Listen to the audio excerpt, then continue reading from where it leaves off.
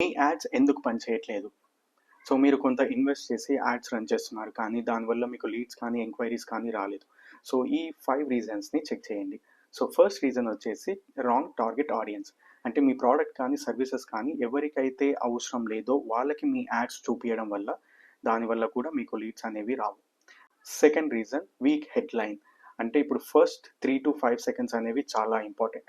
So, ఆ first 3-5 సెకండ్స్‌లో మనం యూజర్‌ని అట్రాక్ట్ చేసి తర్వాత కంప్లీట్ యాడ్‌ని చదివేలాగా చేయడం వల్ల మనకు లీడ్స్ కానీ, ఎంక్వైరీస్ అనేవి కానీ ఎక్కువ రావడానికి ఛాన్సెస్ ఉంటాయి.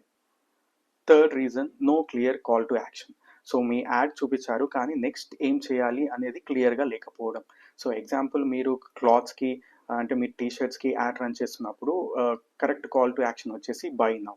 లేదు మీరు లెర్న్ మోర్ అని పెడితే అది కరెక్ట్‌గా ఉండదు. సో, ఫోర్త్ రీజన్ వచ్చేసి మీ ల్యాండింగ్ పేజ్ అనేది కరెక్ట్‌గా లేకపోవడం.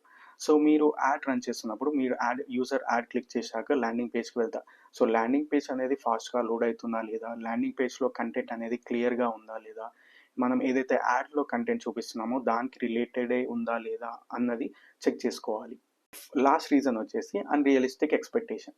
సో, ఇప్పుడు మనం యాడ్ స్టార్ట్ చేసి ఒక 100, 200 మినిమమ్ బడ్జెట్ పెట్టేసి లీడ్స్ రావాలి, ఎంక్వైరీస్ రావాలి అంటే కాదు అండి. సో, దానికంటూ ఒక రికమెండెడ్ బడ్జెట్స్ ఉంటాయి. దానికంటూ మనం మాక్సిమం ఆడియన్స్‌ని రీచ్ కావాలి అంటే మనం కొంత అమౌంట్‌ని ఇన్వెస్ట్ చేయాల్సి ఉంటుంది. సో, ఫేస్‌బుక్ గానీ, ఇన్‌స్టాగ్రామ్ గానీ మీరేదైనా యాడ్ రన్ చేసినప్పుడు రికమెండెడ్ బడ్జెట్స్ పెడతారు. దాన్ని ఫాలో అవ్వడం వల్ల మనకు పొటెన్షియల్ మాక్సిమం రీచ్ కానీ, మనకు మాక్సిమం లీడ్స్ కానీ వచ్చేయడానికి ఛాన్స్ ఉంటుంది. సో, యాడ్స్ పనిచేయాలి అంటే మన స్ట్రాటజీ అనేది కరెక్ట్‌గా ఉండాలి.